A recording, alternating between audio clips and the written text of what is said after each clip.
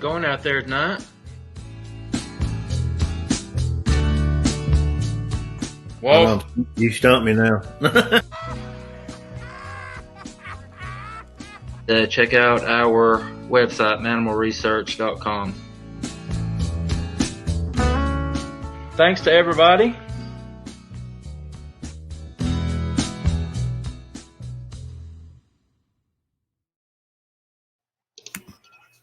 Hello. How's it going out there tonight? Hope everyone is doing well. Those of you that are going to watch us live tonight, and those of you that will catch it later, we certainly appreciate your support. Thank you for everything that you do. We appreciate it. Joined tonight, as always, by my partner in crime, Mr. Derek Jasper Walls. How's it going tonight, buddy? Good.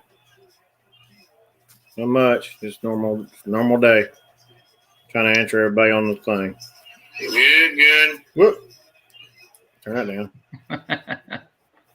Good. Yeah, let's get professional now, buddy. Come on. We're better. Delay reaction on the live there. All right. Before we get started, let's go ahead and do all this normal stuff that we do. I want to ask everybody tonight, if you haven't done so already, hit that subscribe button. We sure would appreciate it. As Walls replenishes and tries to stay hydrated for the show, yep. I'll take this opportunity to just ask everybody to hit that subscribe button if you hadn't done so yet. Also, when we're done here tonight, there it is, head on over to MannimalResearch.com. Check out our website. You can report your encounters over there. Get information on getting out, doing some research, maybe even becoming a member of Mannimal yourself, and get to see some of our members. Don't have all of our members put on there just yet, but in the process of doing so, we'll have that updated in the very near future. So check out MannimalResearch.com. You okay, Quentin? What's she talking about? Now, commercial just came on. It's Dr. Squatch is on. I use Dr. Squatch every day. I'm looking at it. I wish they would advertise with us. That would be nice. But anyway, we're on Facebook, just like everybody else. Mannimal Research on Facebook. So check us out there too, guys. All right, before we get going tonight, talk about our guest. Guy that I've been talking to a little bit. He really good guy. I've come to find out. I'm excited to have him. He's got some really cool. We got a lot of pictures to share with you guys tonight that this guy is responsible for, and it's pretty impressive. I'll go ahead and tell you that. But before we get into it, I would like to personally say welcome to the most beautiful little baby in the world. My granddaughter made her entrance last night into the world. At 6:21 p.m. she was born to my oldest boy, Christopher, and his wife, Jessica. So this is little Cecilia Michelle Tellereau. Right. And how beautiful is she? So I'm proud grandpa for the first time ever. I just wanted you're in my category now. Do what? You're in my old category now. Yeah, you beat me coming a grandpa, but I'm here with you. Just want to say what's up and hello to Christopher and Jessica and little Cecilia. Love all three of you very much. And baby's doing well, mama's doing well, and daddy's happy as he can be. So love you guys. All right. As I was saying, tonight's guest, some of you might know him. Anybody that comments on our show and reads our comments knows him. We got Mr. Duffy on tonight. He's a regular on our board there on YouTube, where he comments quite a bit.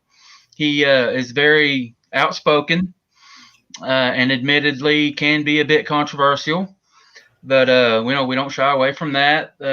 All that being said, he's got some really cool stuff. He's a researcher out in Colorado, and been doing his own thing out there, coming up with some really cool really cool stuff, and we're gonna have him on tonight to share some of his stuff and talk about it. You got anything you want to go over, buddy, before we get going? Well, I've got a few things I'm waiting for him to send later on.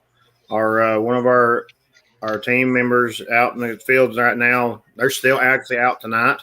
Oh, wow. All right. Yeah, and it snowed up there where they're at. So, and I was actually on the phone, and they actually, I heard a distance of it, but it's going to have like earphones to the phone. When he was on the phone, you could actually hear. I said, dude, I think I heard a whoop over the phone. It was very funny. If they went where they said they were going to go, they are in a great area. They did. It's snowing up there, so I'm waiting to see what they got. So I'm excited for them. I hate that I couldn't go now. Dang. Yeah, but yeah, that's about it. If y'all go to the BFRO website and look up Georgia, the county with the most sightings in Georgia, I'm pretty sure it's the one with the most sightings in Georgia. That's where they're at. Mm-hmm. So, yeah, excited to see what they find, what they get, and talk a little bit more about it. Not next week, because I'm going to announce we're not going to be, we won't be doing a show next week. Next Sunday is Valentine's Day. So neither of us want to get in trouble with Mama. So we will be, as you gaze over, we will be taking next week off for Love Day, Cupid's birthday, whatever, Valentine's Day. So we won't have a show next Sunday, but we'll give you a good one tonight to make up for it. All right, buddy, you ready to bring him on? You got anything else? No, that's it, man. All right. We will go ahead and do it. Bring him on. Mr. Duffy, how's it going tonight, buddy? What's going on, everybody? Doing well. How are y'all? Doing good. Doing good, buddy. You, cool, man. What's that? No, I said, hey, okay, let's roll. All right, so you're out in Colorado, right? Yes, sir. Denver metro area, actually pretty close to the city where I'm finding some evidence, and then, we got the whole rest of the state to explore as well. Now, how far from the Rocky Mountains are you? Right up to them. I live in the western Denver metro, and I mean the hogbacks start, and then the Rockies start from there within, how many miles from downtown Denver? Maybe 10, 12 miles, and I'm on the west side of town. So, it goes from there. You can drive 30 minutes, an hour to Bailey, and you can be in some really hot Squatch zones where there's documented accounts and pictures and, places where they're like Rocky Mountain Sasquatch organization and Kelly Shaw goes. And it's just some really exclusive places here in Colorado. It's really lucky I'm lucky to be here. Yeah, it sounds like you're in a really good place. I used to be a pretty big Broncos fan, and I've always wanted to go out to Denver. But when Peyton retired, I kind of retired on the Broncos too. So. Yeah, I feel bad we're doing this during the Super Bowl. So you got some real dedicated football fans out there, and then some real dedicated Bigfoot fans as well here. I know it. I was telling Walls earlier, I said, what kind of idiot scheduled a show on Super Bowl Sunday? But we knew we weren't going to have one next week. So but I was like, it's all right. It's all right. They can watch the rebroadcast, We'll be on YouTube. They can catch us later if they're not live tonight. Notice we don't have even half of the people that we normally have on a live broadcast. Is that right? I'm sure it's because of the Super Bowl. Yeah. But I'm sure live stream was still moving right along. Cool. All right. So let me ask you this: how long have you been into the Bigfoot topic, and what got you into it? Did you have an encounter, or what happened? It's when I got on YouTube in was it January 2009? I think I got my first laptop, and first thing I searched was Bigfoot, Bigfoot on YouTube, and I just started a playlist of all the evidence and all the videos. So I've always been interested in it. It wasn't until probably 2017, I think, that I decided to go out and actually look for them. I would watch all the research videos. There was an old guy named Anthony Moffat, I think, and he was in Idaho, and he wouldn't do that much commentary, but he would show teepees and be up there walking, really steep mountains and just be out there in the middle of nowhere and show amazing things. And then I was watching Utah Sasquatch and learning from him, and then he's like, oh, we're doing this project, go and see. We're just go look. And I'm like, you know what? I'm just going to do what he's saying, and I'm going to go out there and start looking for these things. So I started just, going out and searching. And the first time I went out, I found what I think was some evidence, and I even think there might have been a creature in that area. It was actually the second time I went out. The first time I went out, I found a structure, and I was overjoyed. It was in the middle of winter, and I was actually kind of angry. And I'm like, you know what? I'm going for a walk. And I drove way out to like Conifer, and I got off at this place and just went for a walk all the way up the mountain, didn't find anything, came all the way down, walked around this grassy knoll, and I'm like, well, there's a teepee right there. And I'm like, okay, I can do this. I can find this stuff. I'm like, I'm going to start doing it. So the next time I hiked way up behind Red Rocks where there's no trail. And this is in, behind Morrison, Colorado. And I went all the way up the ridge so I wouldn't be seen in case there was they call them ridge walkers. And I'm thinking they have sentries and watchers and all this. And I'm trying to be stealthy. And I walk for miles up there, man. And I get up there and I come out in this open field, and it's a beautiful, glorious day. And all of a sudden I hear creak, creak. And I'm like, whoa, there's a tree creaking? And I walk beeline for where I heard it.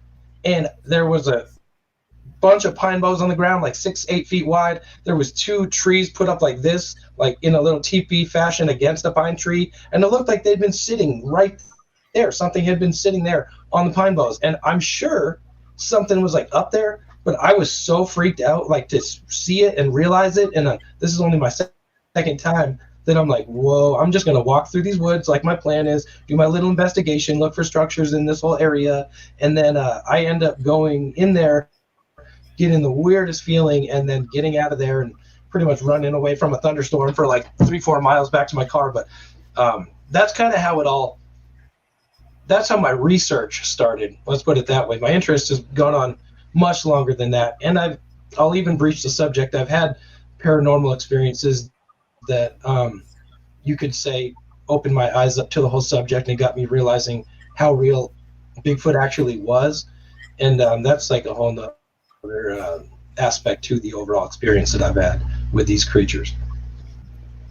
Okay, now, from what I gather, what you just said, you go out by yourself. Do you still do that?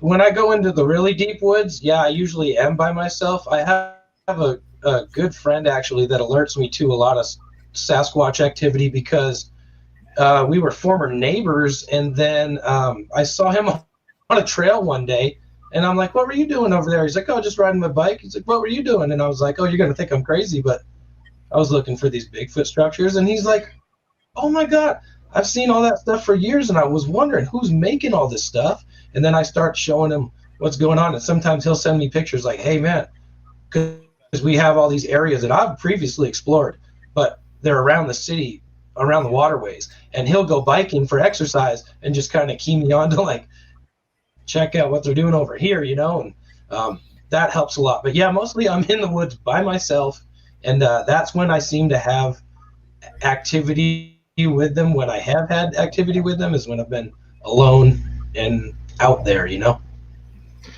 Now, when you say you've had activity with them, can you describe one of those instances? Like, do you mean like physical activity with them?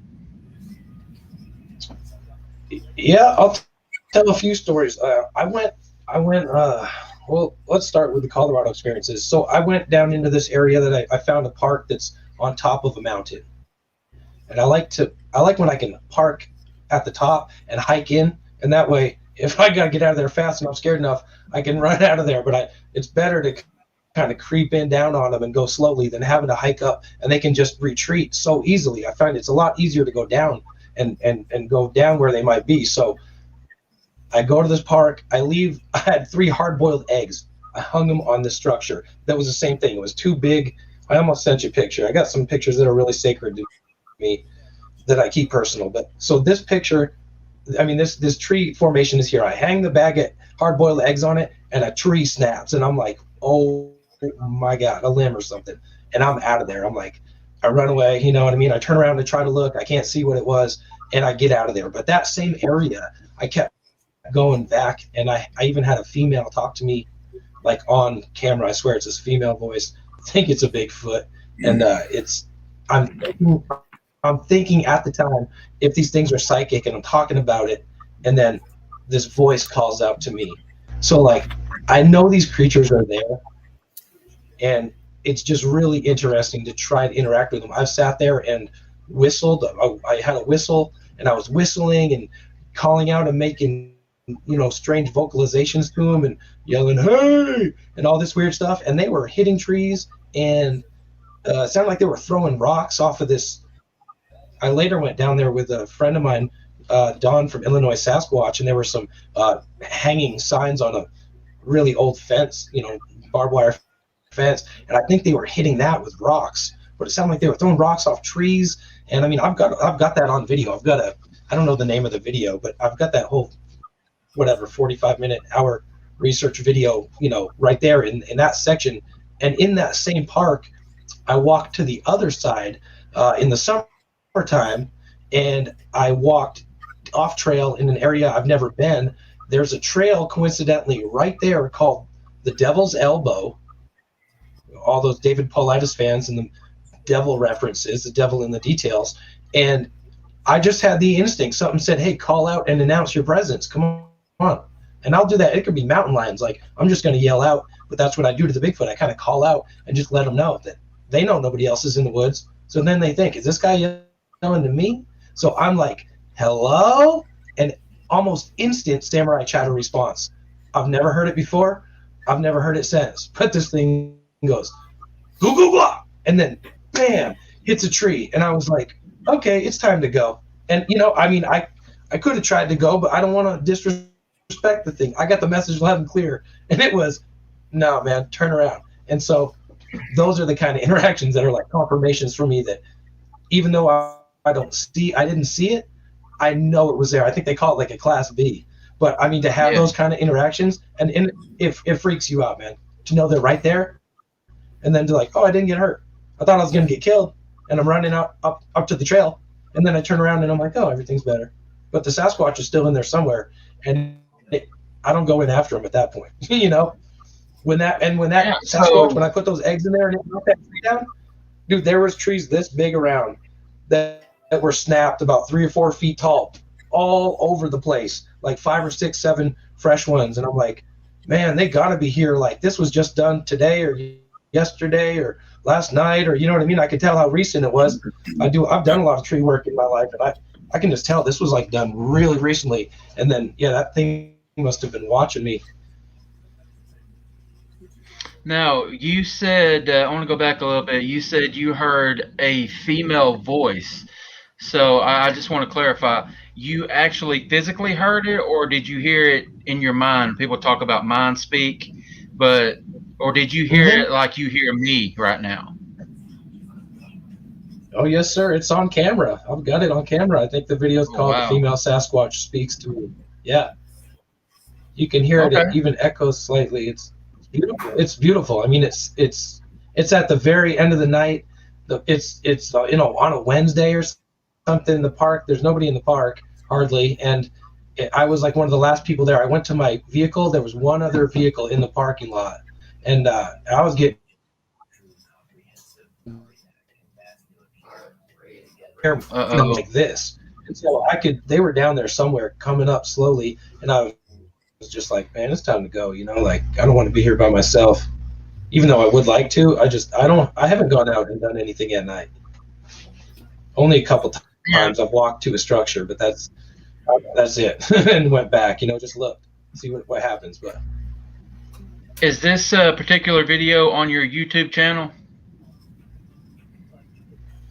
Oh yeah, it's on there. It's in the archives. Okay, yeah, I've got a lot of videos, and then I'm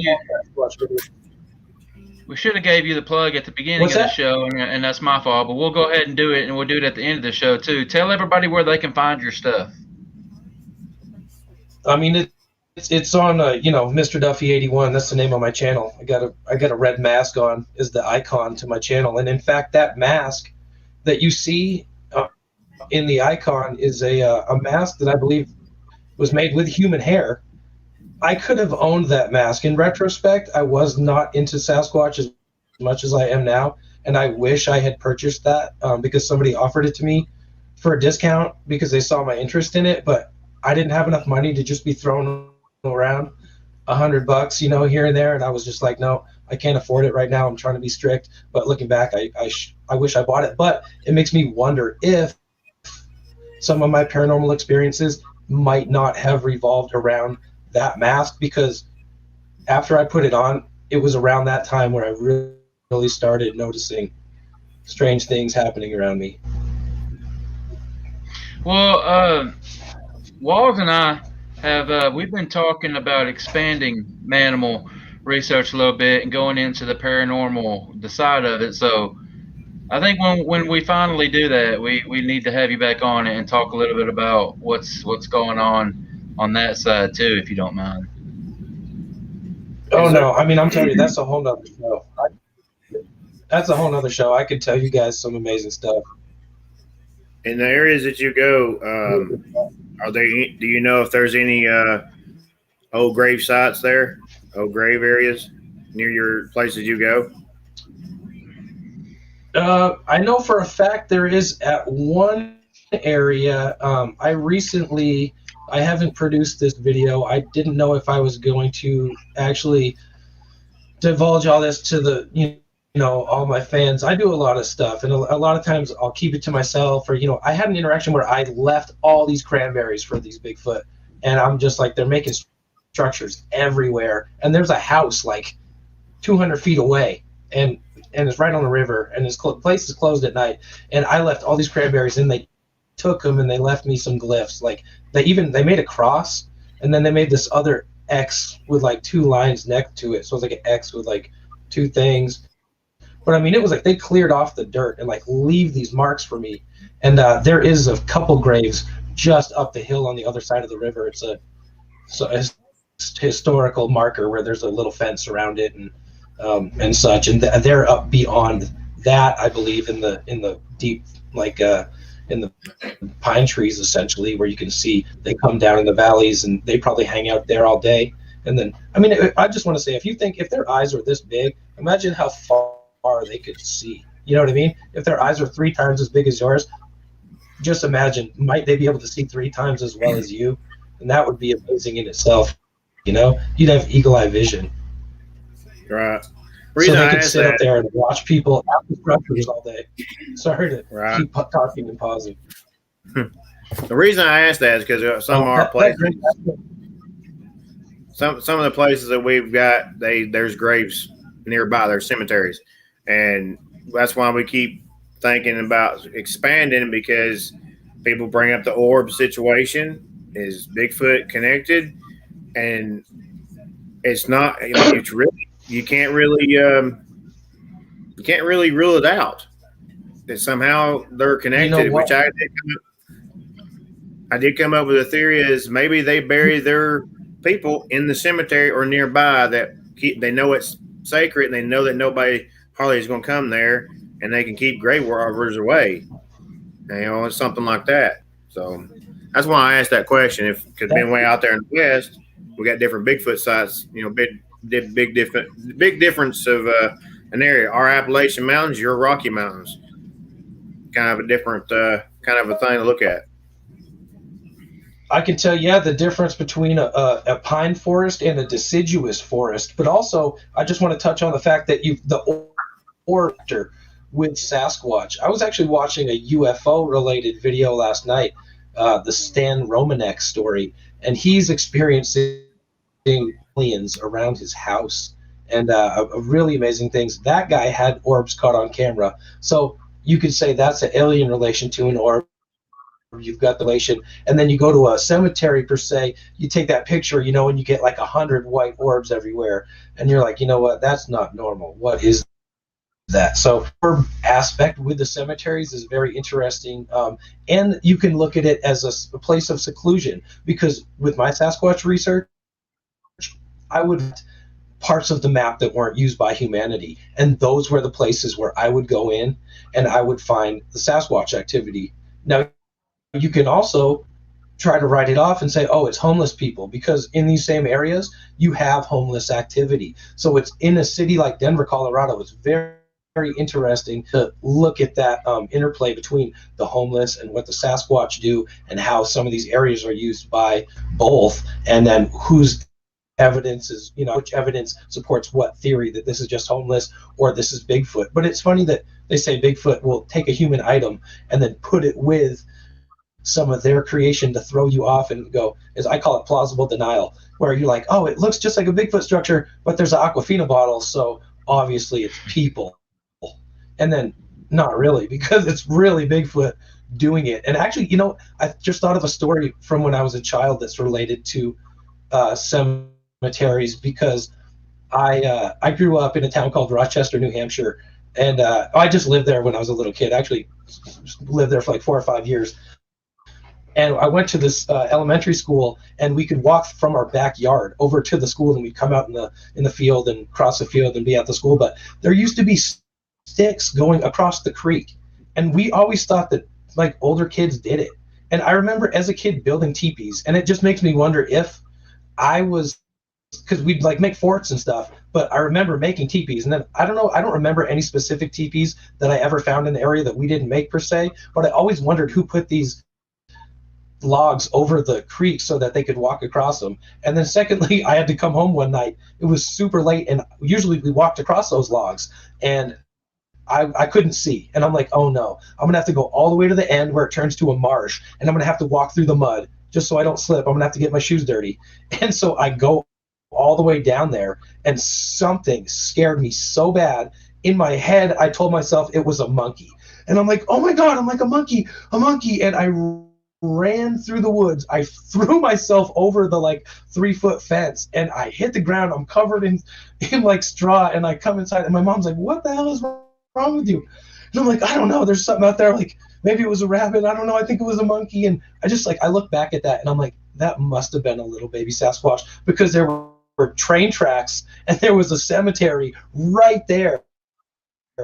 The property behind all went down behind the cemetery where the train tracks cut back. And like, I will look back at that and think, I must have seen a Sasquatch. Because there's another story. There's a researcher named Mark Para, and he researches down in the Castle Rock area. And there's a state park down there that he researches. His girlfriend has pictures of a Sasquatch looking over this huge boulder at her, and it looks like he has a necklace on. And Mark's even said that he's gifted them crystals, and he believes that they have tied a string around and put the crystal on their head, because he saw the Sasquatch from a distance. So anyway, I go to this park, and I had an instance at this park where me and my friend got lost, and we never get lost. And we just went over a little ridge and around, and we ended up in the same spot where we were. And I'm like, how did we just go in a circle? But I went to that park with a girlfriend of mine when I first moved back to Denver, and I was not thinking Bigfoot at all. And we were walking along a stone cliff, essentially, and there was a crack going up maybe like 15 feet. And she and I climbed up. I pushed her up. And then when we got to the top, the trail went around. So we were on the top, and the trail just went up and around like this cathedral staircase. But at the top, there were two I thought they were people, but they were like twins. And I could see them through the brush. They were looking dead at me, and they walked away sideways from me. But like, I've been trying to get some privacy with this girl, and I'm thinking in my mind, oh, those are just some young people like me that want some privacy. And I'm like, okay, don't stare at them. So like, they walked away like sideways like this though. And I'm like, I just remember this now, and I'm like, holy crap, Mark Para's caught these juveniles on tape. He's turned around and snapped photos of them in this park. And then looking back, I'm like, dude, I walked up this stone 15-foot cliff, and I probably startled them, because they're on top watching all the hikers come up around. You know what I mean? And so I came up from behind, and it was just, anyway, those are the two stories I got about seeing Bigfoot when I wasn't even into Bigfoot. But looking back, people often, that happens to them. You know, they look back and go, "Was that a Bigfoot?" Because the more you learn about it, the more you start realizing, "Whoa, it's out there. Yeah, It's closer than you think." it's really interesting that you bring that up, because I have a story that's similar to that. I've always been interested in Bigfoot, but not to the level that Yeah, I am now, that I actually actively looked into it. right. And I hunted for a few years. This was back in my early to mid 20s, and I had just started hunting. I had a good buddy of mine. He owned some property in North Georgia, and we were hunting Mhm. his land. He owned about 1,000 acres, and I didn't get to go hunting one morning with him. And he called me up real frantic and said, "Man, I need your help. I just shot the biggest buck I've ever seen in my life, but I can't find it." So I get up, throw some clothes on, and I drive down there. He lived about 30 minutes away from me. And I get there, and I know we followed this blood through the woods for 2.5, 3 hours, just a consistent blood trail until it just stopped. And there was no more blood. And this deer should have been right there. And we couldn't find it. We could not find any sign of a deer or not. And now that I do this, all of my spare time just Yeah. about goes into this. It makes me think, did something walk up and grab that deer? So yeah, it's really Oh interesting yeah, and you hear that so many stories of that. Oh yeah, yeah, yeah. that's, So imagine that though.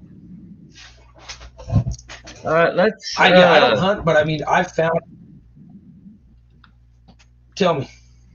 you ready to start going over some of these pictures? Yeah, because I was going to bring up that one of the deer leg, but yeah, I mean, start wherever you want, and I could All give an right, explanation on it. that's the very first one. There you go. Yeah, that's what came to mind. No, that was a yearling. That was a brand new. I mean, if you look at the blades of grass, those blades of grass aren't but 6 or 8 inches long, and I'm telling you, those are a fresh-born baby deer. Now that back leg, it was the back left and the front right, I believe, and it still had the ball joint on it. And I found that behind my parents' house on the Wow. on the ridge. They'd asked me to come over and do some yard work. And my stepfather told me a story. I was out actually doing some research where I found that I sent you that picture of the X that's crossed. And then I went up to their house and my stepdad told me a story about something growling at him at night. And I'm like, oh yeah, something was growling at you when you pulled in the driveway? And he goes, yeah, but it wasn't a coyote, and I don't know what it was. And he's like, I went inside, I was going to get a flashlight, then I just decided to wait because there's mountain lions out here, you know, and bear. You don't know what's going to be, you know. So he went out in the morning, and there was a raccoon kill in the yard, and the jaw was snapped even. And that's right there. That's a confirmation for me that it was probably a Sasquatch kill, because I've noticed on the raccoon kills.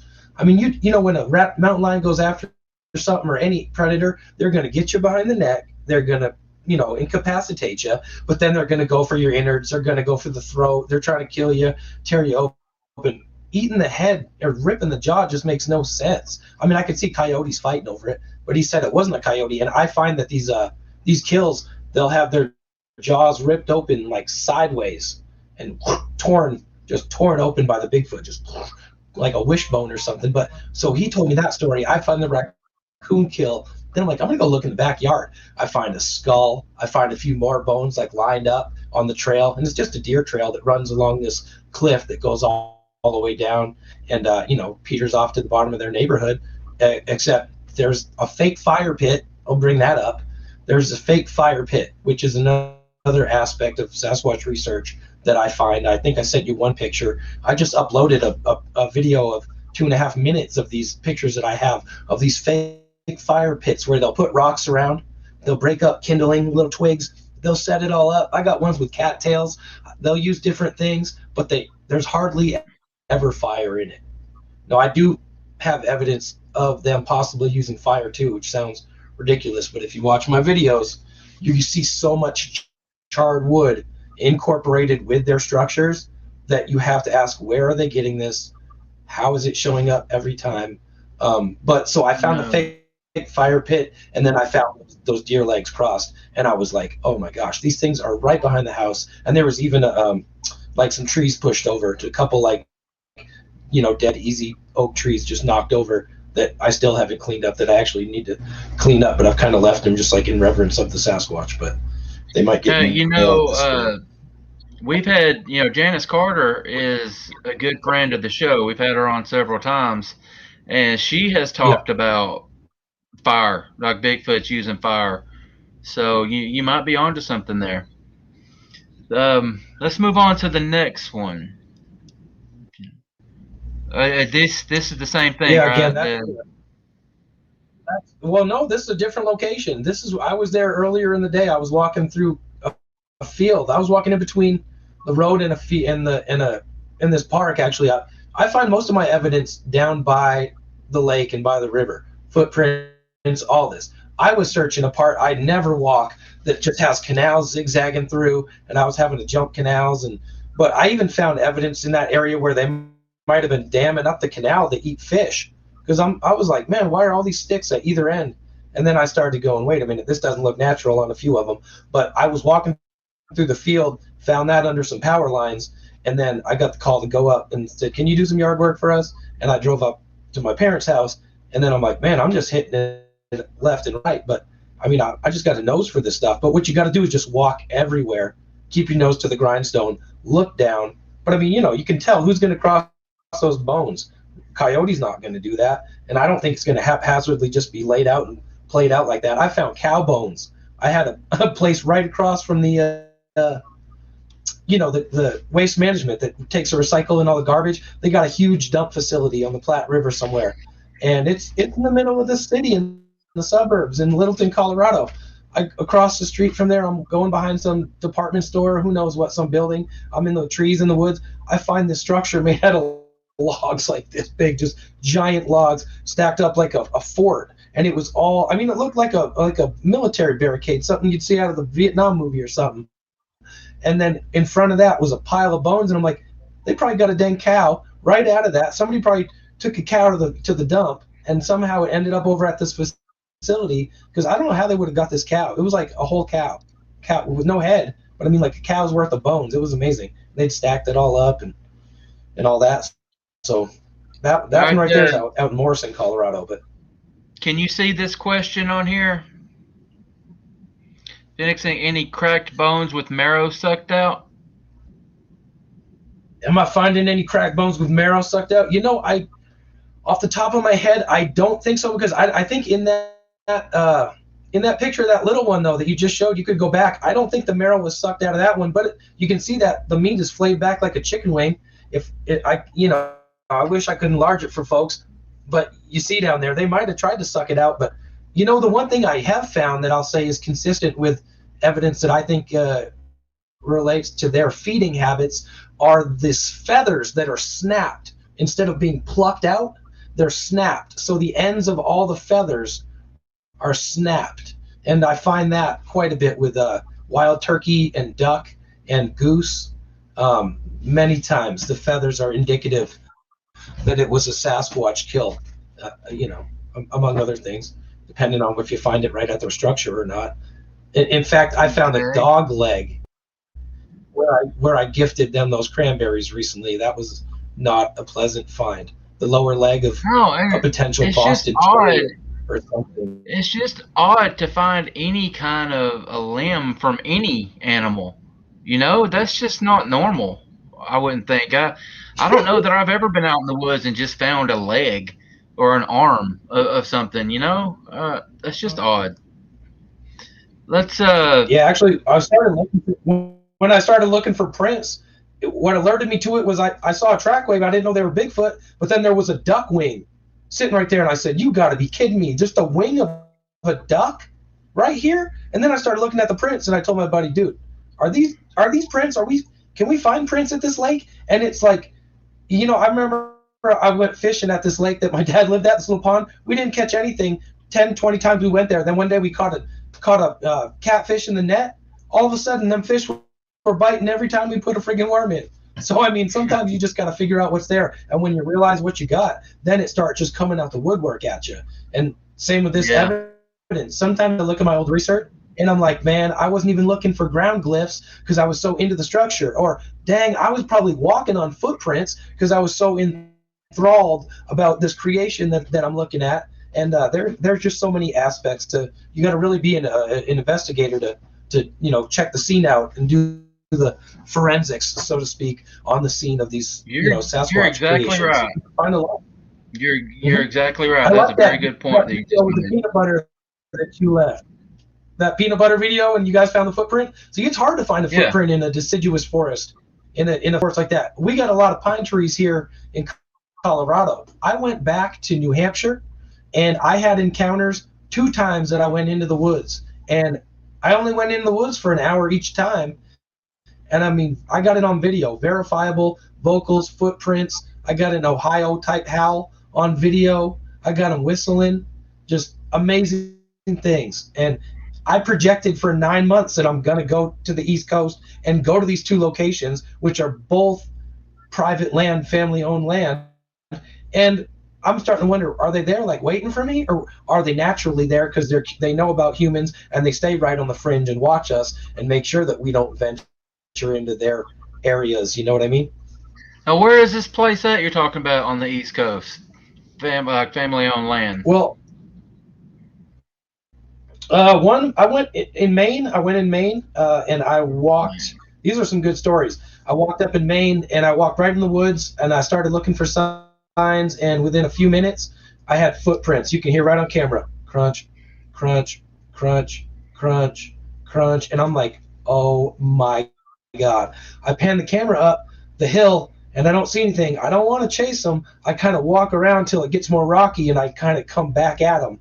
But like I said, I don't make a beeline for it. I want to be respectful. I come around, I start trying to come up at it, and then I can see little signs in the moss where it looks like something stepped and a fresh moss removal went. See, the deciduous forests are much different, but I was freaked out up there in Maine. I tell you, there's a bunch of snowmobile trails up there, and I went up there and I yelled out, "Are you guys home?" And about 10 seconds later, you hear this, and I'm like, I must have thought it was a bird. But I'll tell you, when I was back there, and they were close to me in the woods, I was kind of like in this denial mode where I was like, I'd hear snap, and I'm like, yep, okay, yep, keep going, keep going.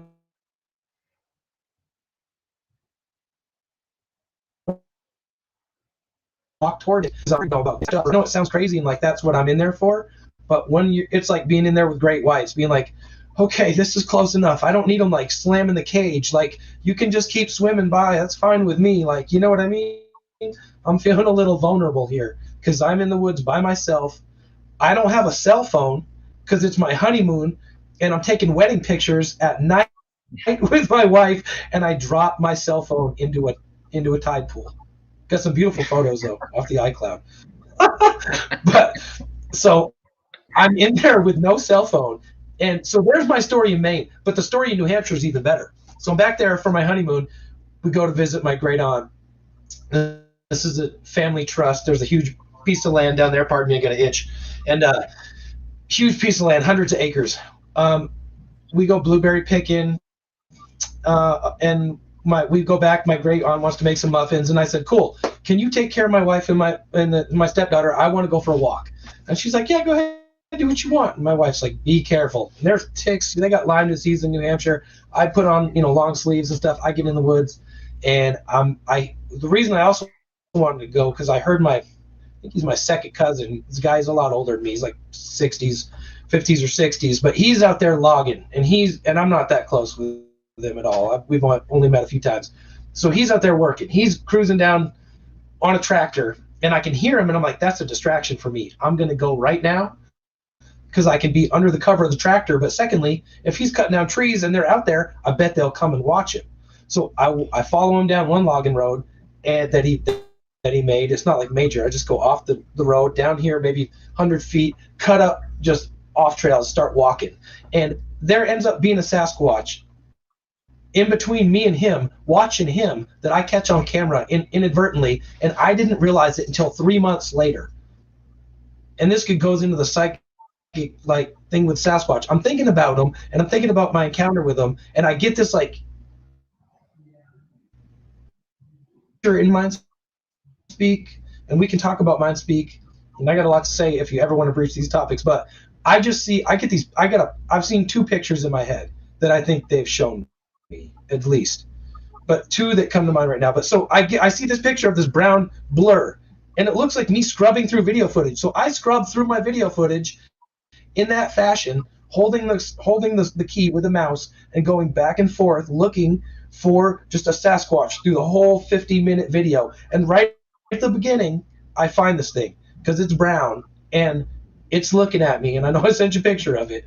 I don't know if you got it. I sent it to your cell phone, but it's blurry as hell. I took it off the thing. But I'm telling you, that Bigfoot, it was snapping shit around me. It or another one, pardon my language.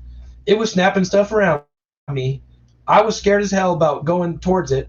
I walked in a huge circle up this mountain, down the other side, all the way around by the lake, down by the road, came back. It ends up, we ate dinner, got home, ate dinner. My wife goes in the bedroom to changes her clothes. She looks up. There's a Sasquatch looking in the window at her. And instead of screaming, and I wish she screamed so I could have looked and she could have pointed or anything because I didn't get to see it. It runs through the backyard behind my back. My great aunt who's talking to me saw it through the sliding glass door. I had my back to the backyard. I'm talking to her in the kitchen. She puts her hands over her head, screams, says, "Oh my God, what is that?" And as soon as I turn around, I can't see it. It's gone. That thing was already running. My wife said it was running, but it turned back at her and smiled at her. And so, this thing takes off. Needless to say, they sold the house pretty soon after that. There was actually a problem with the family wanting to buy the house, and my great aunt wanted more money for it and this and that. She ended up giving up a lot of trust. Bon voyage. And they were planning on moving anyway to like an assisted living place, but that certainly helped expedite things and grease the wheels, and it made it happen a lot sooner. But she was in denial of it right away. It scared her so badly. But my wife knew what happened, and my wife told me what happened, but I'm so mad that my wife didn't say, "Honey, Bigfoot in the backyard," anything, you know what I mean? But it was an amazing experience nevertheless. Okay, let's go, where'd you get this track? This print? That's in one of the many lakes around the Denver metro area, if you can believe it. I mean, it's not like Denver, the heart of Denver, you know, it's on the outskirts of the city. Yeah. But that's a good when the water starts receding, I found it. What's that now? Yeah, that's a good looking print. Can you see the mid-tarsal break in there? I think every print I sent you, I wanted to show you the mid-tarsal break. Anybody could say, "Oh, those aren't that large," but I don't. The big one, the one time I found one, I got a size 13, and I found a foot bigger than mine, fatter than mine, longer than mine, and it was like a big daddy. And he was staying in the hard packed sand, and he even there was all this mud. He put like 13 rocks in a row to walk over like a bridge. But I think they come down from the hills and maybe meet the family. Like, I imagine maybe the mom and the babies are down there. I mean, and this goes into the dimensional thing. Like, when are they coming down? They got to be coming at night. But sometimes I'm in these locations, I'm like, do they travel for miles just to get here at night or not? I could see it happening. You might drive an hour to go to the movies, you know, and want to go all the time. And sure, that's how it goes. But I wonder with these Bigfoot, what's going on. But you can see this right here, this cove, I can see it from the highway. And if I had a better night vision, I'd be trying to catch them. But I don't have a FLIR. I got this really cheap Bushnell that, again, my friend Don Schneider of Illinois Sasquatch was so gracious to provide me with. But this is not doing much. I'll be honest with you. Like, you can mount this to a rifle. Like, it might help you defend your home, but you can't really see.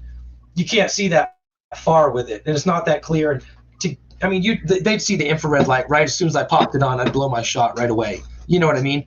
Where they can't see the FLIR. So I'm gonna wait. I got something better to not blow it. But I mean, I got spots where you could go at night, and I guarantee you could see them because, man, we go on a daily basis to these places and watch it change sometimes. And it's not people. It's we even made it. My friend made a joke. He goes to the ranger at this one park we go to.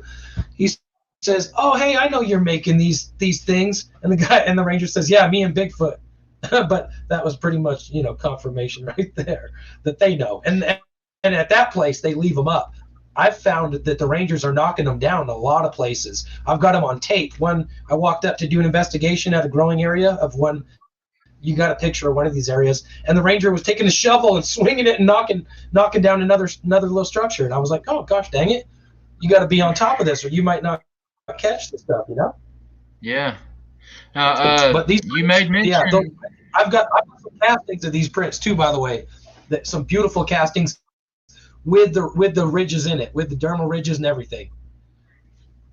You made mention of Don from Illinois Sasquatch.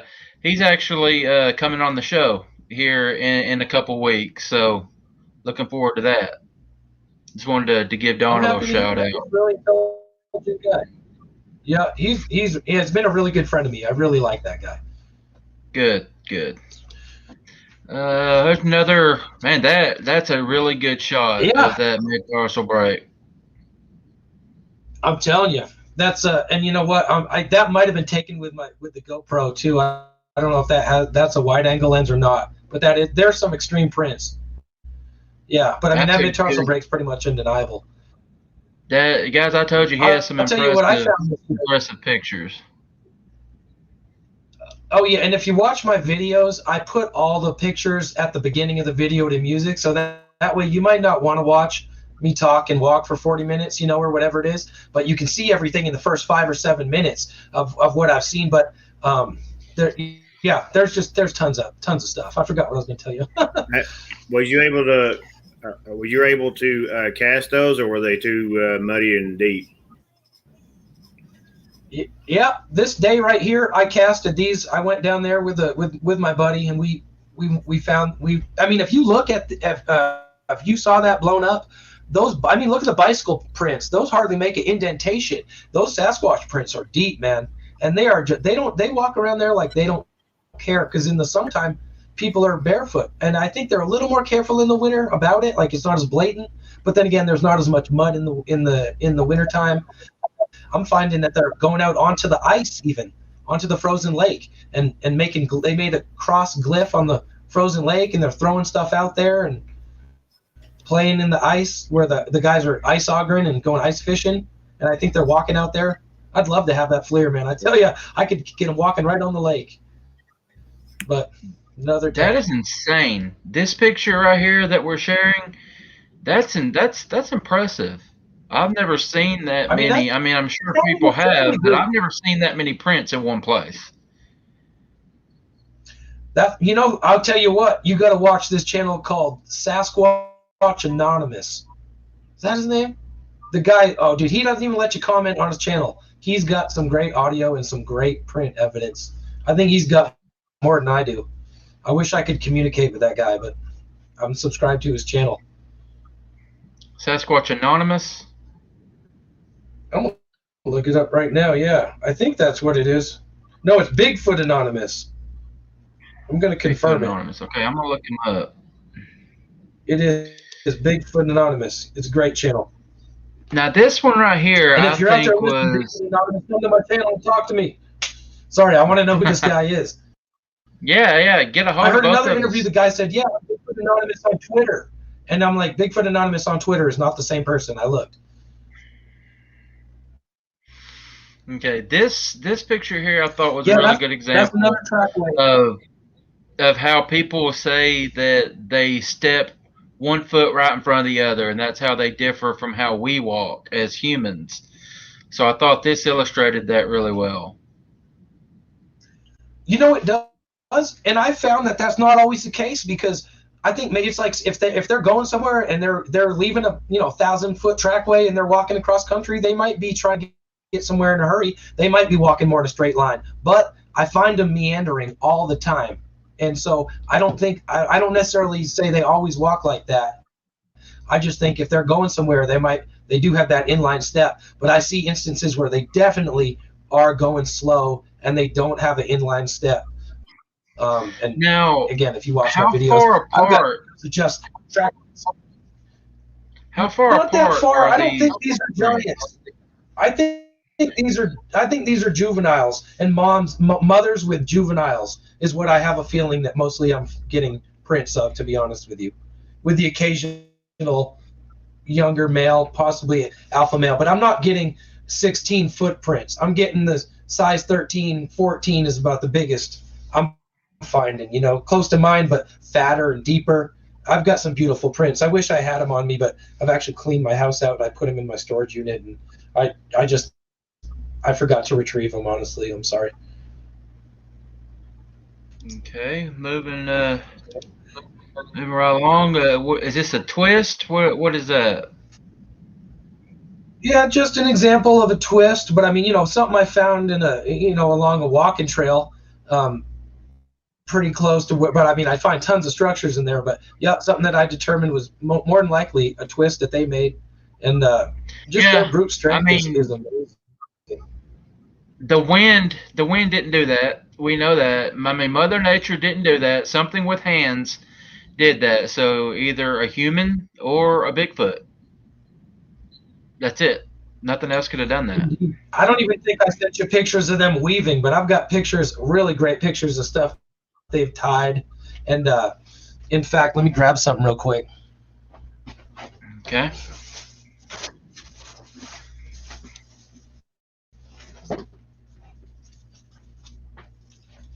There's these Illinois Sasquatch.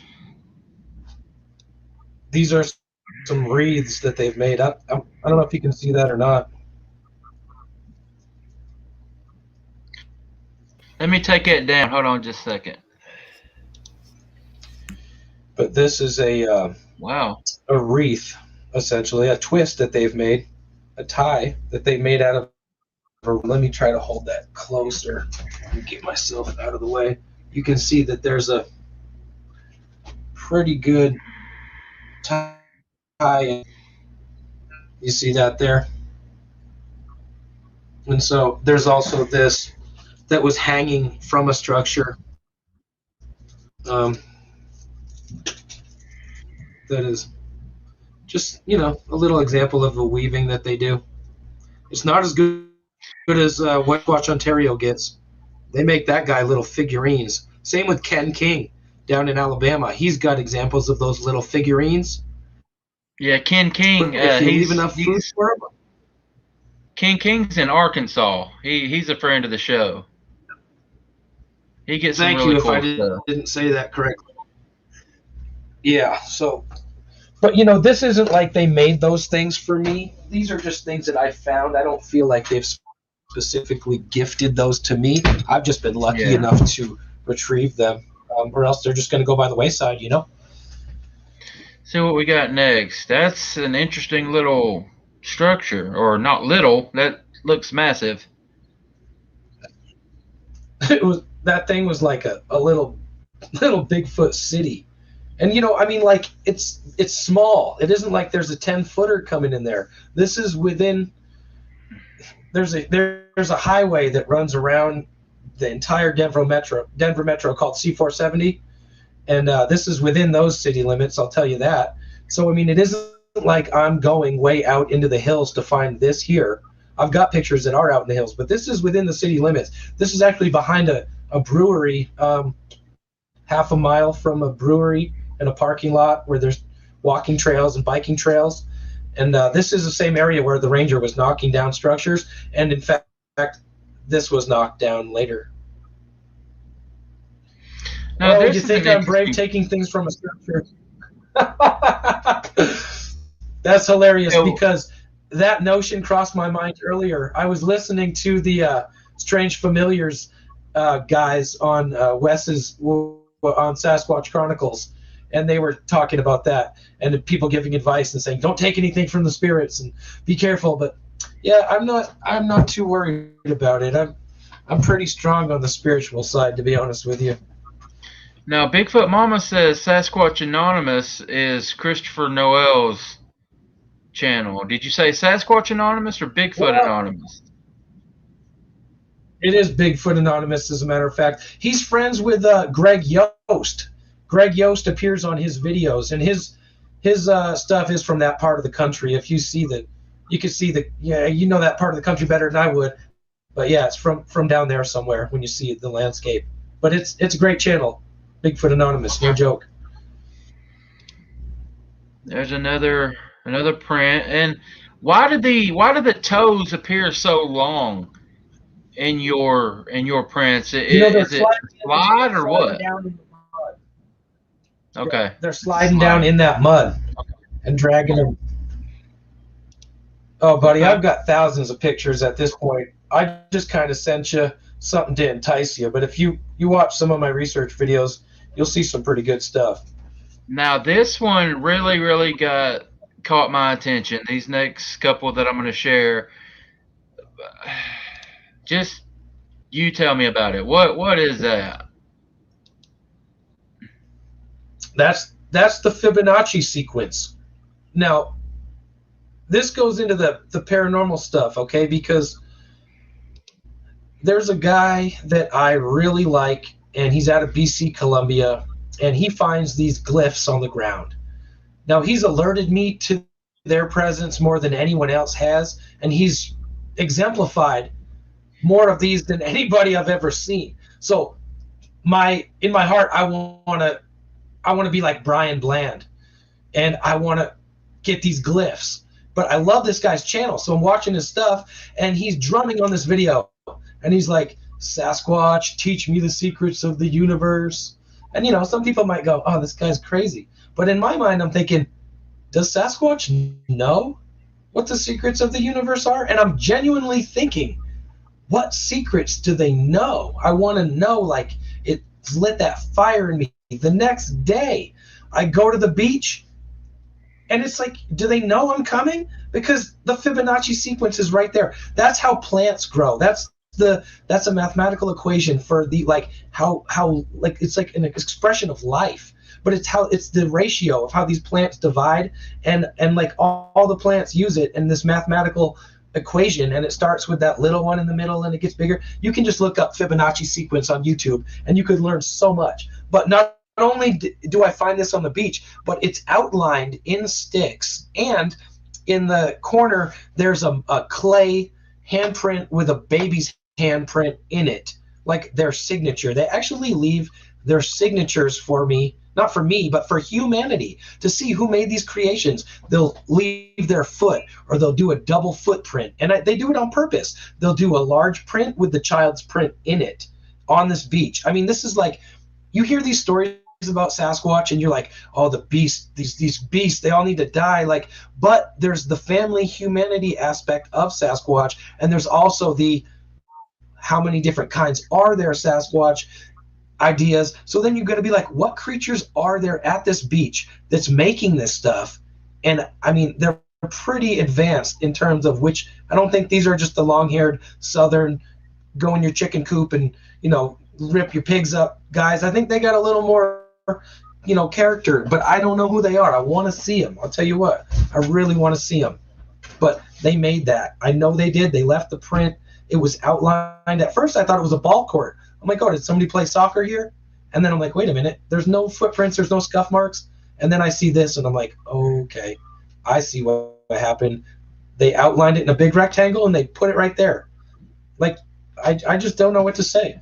If I could have measured that rectangle, the both ends, it could have equated with that Fibonacci sequence somehow. The ratio, the mathematics of the numbers. I mean, if you think about it, mathematics is the language of the universe. Mathematics is a language that you can speak and never be wrong or have a misinterpretation. Mathematics is the language of computers. If you really understand mathematics and you look at the Sasquatch mind, you're like, these things are brilliant, because mathematics in relation to art is like something that they're using to build their structures. They're so smart, and you gotta think, what part is the human in them, and what part is what else is in them, and what are these things made of? But there's a humanity aspect that's examples of this, and then you're like, but they're eating dogs, but they're just, they ripped apart a duck and stomped its head flat, and I'm like, okay, well, I guess that's fun for them. You know what I mean? Who knows? These things have got personalities, but that was like a message that was sacred to me, and that I really love that finding right there. I'll never forget that. Yeah, that's really cool. It got my attention, definitely. Well, it looks like you got some stuff stacked on a fence here. I wanted to talk about, like, and I just brought it up, art and their artistic eye. And this was something we walked by on a fence post. You've got two rocks that are stacked. You've got an old bucket in the middle, and then on the back side, you've got a large piece of rubber conduit pipe or whatever came out the ground, 8-inch, 10-inch pipe. But just the fact, the symmetry, they're all the same shape. They're all stacked on the fence equidistant from each other, and that's what appealed to the Sasquatch. There was also a piece of landscape fabric that was wrapped up in the wire in there. Now, you could just say, oh, humans did that, but I'm telling you, I find so much evidence of little things that they do where you're like, oh, what the heck? It just makes you giggle. But this just epitomizes that part of my research. And feel free to throw questions at me. That's a good comment right there. Have you ever seen two pair of human feet look the same? These creatures have different shaped feet and toes, just like humans. These beings are way smarter than us. I can agree with that. That's a really good point, though. Yes, that woman is she's been very nice to me, and she's watched my videos closely, and her belief system has actually been influenced by Sasquatch remotely being able to do amazing things, and she actually contacted me and told me how she had an amazing experience that couldn't be explained any other way, and there was a hair tie that was actually put through the loop of her purse, and it was a closed metal loop, and there's no way that the hair tie could have been put through the loop, and essentially it defied physics, and it influenced her belief, and she's become a good friend. She's a wonderful person. So she had a lot of encounters. No, she just wrote me this story, and I talk about my psychic Sasquatch stuff, and she just said, I had this hair tie on my wrist, and Okay. I was going to invite her on the show. I went to get it. Going to invite her on the show. No, I don't think she had quite a bit to share in that regard. No, sir, I don't think so. But okay. I just wanted to acknowledge her presence here. All right. What do we got here? Just a lakeside structure. Typical of what you might find. They leaned it up on a tree this time, but it's just a beautiful picture of exemplifies what they make down at the lake. Not a whole lot of backstory, and thank you. I really enjoy the photography aspect, and I like to take photographs and document this stuff, and not only do the videos, but I'd like to put together a book actually of some of my photographs if anybody could help me with that, but eventually I'll figure it out. But I'm accumulating a lot of pictures right now. That's my mission, and like I said, I have some really great stuff I haven't even been sharing lately because I openly share everything, but I'm finding I think I'm going to keep some things to myself lately. Just I've got some amazing pictures, but thank you for sharing what you're sharing today. Yeah, physics is thank you, Patrick. I like Patrick's commentary. I always like what he has to say. Patrick is he's a friend of the show. He's been on once. We had him scheduled a couple weeks ago, and I had a work emergency and had to reschedule. So we're in the works of getting him back on. But you're right, Patrick is a really good guy. Very knowledgeable. Very knowledgeable. I didn't know that, but yeah, love his comments. I didn't know he was on the show. I'll have to watch your archives. Yeah. What do we have here? Well, I'll tell you. There's another picture of a spine of an ungulate, presumably a deer, possibly an elk, that's twisted up just like this. This is actually the stem of a marijuana plant that I found on Mount Evans, and there was a spot where people were dumping their plant waste. And I said, okay, I wonder if Bigfoot likes weed. But I don't think that they do, because there was plenty of it still stuck to the stem.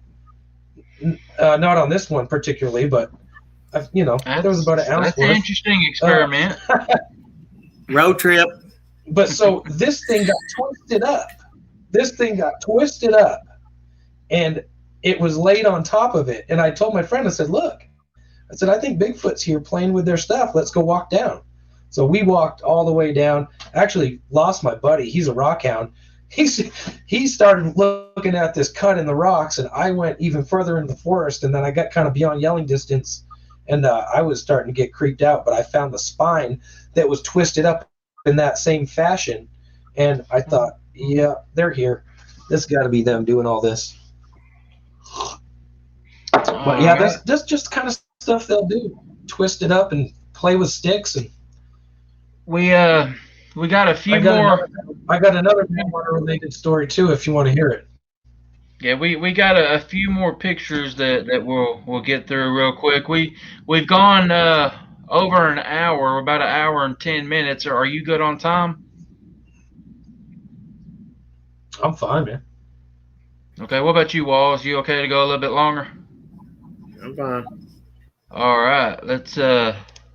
He's about almost 3 hours behind us, just about. Probably about 2 hours. Are you on Mountain Time, Mr. Duffy? Yes, sir. He's Okay, 2 so you're hours. 2 hours behind us. So yeah, a couple hours behind you. It's no bother to me. Well, what do we have here? That's a spine that I found. That's that spine that I found further on down the mountain. So okay, and it was twisted and placed. It wasn't. You could tell that it was ornamentally laid out, and that was kind of a sign it was time to go. I believe you're right. Good looking TP. Yeah, it was actually built up on that leaning tree, and that's one I found. I think 6 structures that day. That's out west of Morrison, Colorado, we'll say, in the foothills, and that was just a beautiful example of what's out there to be had when you do go out into the Colorado wilderness. And that's, there's hiking trails out there, but just walk off the trail a little ways and be thorough in your search, and stuff like that is what I'm finding. Yeah, that's same area. That one was giant. Yeah, it's kind of, there's a huge stump incorporated in that thing, and they just do that. You find it over and over. But yeah, just examples of something the viewers might like to see. There's me with another one. I think the loop. I found that loop, one of the loops hanging on that structure. But yeah, it is in that picture. Earlier in the show, someone brought up Sasquatch Anonymous is Christopher Noel's channel. I know that's not the same channel you were talking about, but are you familiar with Christopher Noel? Yeah, I was featured in one of his books, actually, when he was doing the urban Sasquatch stuff. I don't necessarily agree with all his autism theories, and I think I've been blocked by him for disagreeing, and I can understand people don't, when you got a big following, you don't want anybody else buzzing around talking about anything else, and it's easier to just chop it out of the field of view. But I respect the guy. He sent me a copy of the book about the 50 different kinds of Sasquatch structures, and I have that book. That's what I appreciate him for what he does. He's got real capture. He's good. Yeah, that's what I was referring to. He seems to be pretty well versed in the structures, and I have that book that you were just talking about, and I use it in the field and have found it pretty useful. So yeah, that's what I was getting at. Yeah, and he's got FLIR footage, I believe, too. Yep. Yeah, it seemed like I heard something about it, like at a campfire or something like that. Am I thinking about the right one? Yeah, I think it's like creeping up over and shows itself. But that's that guy's made his impact, and you got to give him credit. Pretty respectable man. All right, so we have gone an hour and 15 minutes. is there anything else that you want to cover before we get out of here? Anything you want to plug or talk about? Oh man, it's all right. If people want to check out what I'm finding, they can, check out Mr. Duffy 81 channel and watch my Bigfoot research videos. And sometimes I make political videos and stuff, but if you want to just watch my research, focus on that. I've got some pretty good offerings, and I think people would be impressed with what they found. Yeah, like I told everybody tonight, I was really, really impressed when I got a lot of your pictures, and you're putting in the time, man. You're out there doing it, and you've got me beat in the time that you're spending in the woods, and I respect that. Just keep doing what you're doing, man, and I'd love to have you back when as you find more stuff and have more experiences. Love to have you back, and like I said earlier, we're wanting to branch out into the paranormal stuff. And it sounds like you've got some interesting stuff there to talk about. Don from Illinois Sasquatch actually commented a little while ago and said that your paranormal stories are fascinating. So I'm gonna have you back and talk about those if you don't mind. Sure, anytime. All right, buddy. Jasper, Walls, Yeah, you thank got you both. anything ready before we let them go?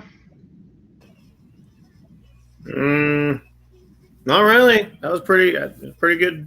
I liked all that stuff. It was pretty good. That's some great evidence, man. That's a. You got Walls speechless, man. How'd you do that? I ain't been able to do that in 3 years. Yeah. Hey, you don't got to say anything. I just appreciate you guys checking out and let me on the show because, like I said, Super Bowl Sunday, I just popped up on your live chat and started commenting and throwing stuff out there. And you said, heck, you want to come on the show then? So I really appreciate you reaching out and letting me be a spectacle on the show. And like I said, anytime you guys need a guest, let me know. Awesome, Yeah. man. Awesome. Definitely. We really appreciate it, buddy. Have a good night, okay? All right, y'all take care. All right. Yeah, see, I wasn't lying, man. So many pictures he sent me, and I didn't even put them all up there. A lot of them were, to be honest, I don't know how many I can put on, but I think we got 14 or 15 pictures on there, and yeah, he's got some really, really cool stuff. He's doing a good job out there. Really, really impressive. All right, Clinton. Really? He's getting ready for bed. Yeah. All right, buddy. You got anything else before we get out of here? You should see if it'd be all right with him if we could put some of them pictures up on the website and put his thing up there, kind of give him a hit, but say this is from a fellow cast, and we could do that something on the website too, and then people go check it. We give him all the credit for it. Yeah. I'll talk to him about that. See if he would mind it.